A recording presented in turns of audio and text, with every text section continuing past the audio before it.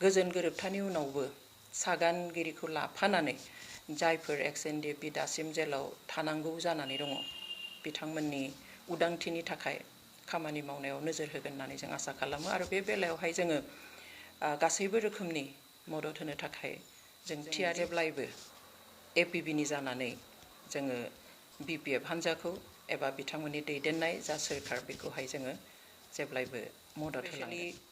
एक्स एनडिएफबिफोरनि जा जेंनाफोर दङ बे जेंनाफोरखौ सुस्रांनायाव नोजोर होगोन होननानै जों आसा खालामो। गिबियावनो मैया मानगोनां हाग्रामा महिलारि बिथांनि दैदेननायाव जा बिटिसि सोरखार गोदानै दाफुंजाबाय बेनि थाखाय बिथां हाग्रामा महिलारिजों लोगोसे बिपिएफ हान्जाखौ जोङो अल्टारनेटिभ पार्टी अफ बर'लेण्ड एपिबिनिफ्राय गाहाम हामलायथि बावहरबाय। जों आसा खालामो इसोरा बिथांमोनखौ बोर होगोन मोजाङै मोजां दैदेनलांनो एबा सामलायलांनो हानाय बादि।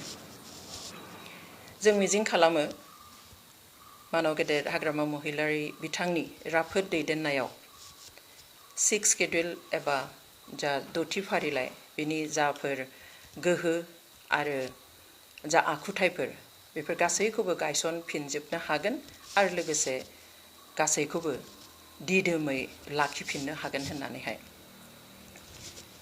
फैबाय थानाय समफ्रावहाय जोंनि बे बिटिसि हालामनि जेसेबां राव हारिमु आरो धोरोमनि सुबुं माहारिनि गेजेरावहाय खौसेथि गोजोन आरो जौगानाय बेलायाव गोख्रोङै खामानि मावलांनो हागोन होननानै जोङो आसा खालामो आरो बे बेलायावहाय जों जेब्लायबो एपिबिनि जानानै जोङो बिपिएफ हान्जाखौ एबा बिथांमोननि दैदेननाय जा सोरखार बेखौहाय जोङो जेब्लायबो मदद होलांगोन।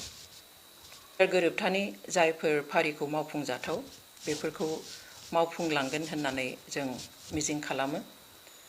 स्पेशेलि एक्स एनडिएफबिफोरनि जा जेंनाफोर दङ बे जेंनाफोरखौ सुस्रांनायाव नोजोर होगोन होननानै जों आसा खालामो।